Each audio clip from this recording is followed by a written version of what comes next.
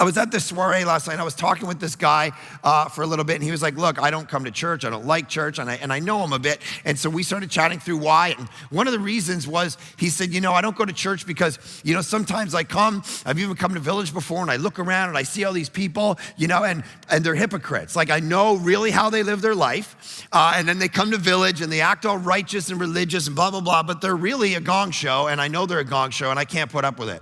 And I said, yeah, of course they're a gong show, but you're a gong show. And he's like, what are you talking about? I said, they're a disaster, but you're a disaster. I'm not a disaster, I'm a good guy. I said, no, you're not a good guy. You're a wreck, totally in the dark, narcissistic, egotistical. Everything you do is about you.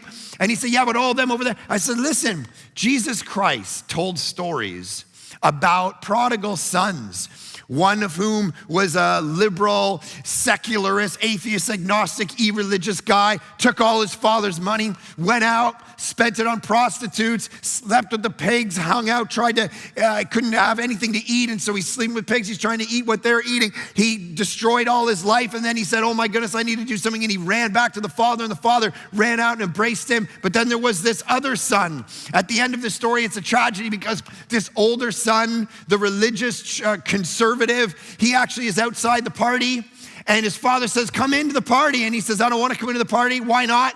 Because this younger son of yours, he spent all your money. He lived his life, and you just accepted him. You just forgave him. And he ends up, the religious guy is the one who ends up staying outside. Why? The fundamental flaw in his life, the reason he can never have life and never get forgiveness and never get the grace of God, is because he compared himself to another person. Stop it.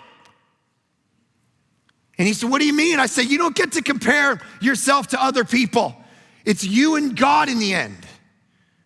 And the reason the tragedy is you're not actually the younger brother in the story. You're the older brother, and you're just as religious as all those people who come to my church who are hypocrites, who say, I'm going to go to Village Church, I'm going to be a nice, and they live a life that's over here, and you're judging for them, and you don't want to come to church because of that. You, in that moment, are just as much an older brother as they are. You're a hypocrite because this ain't about them.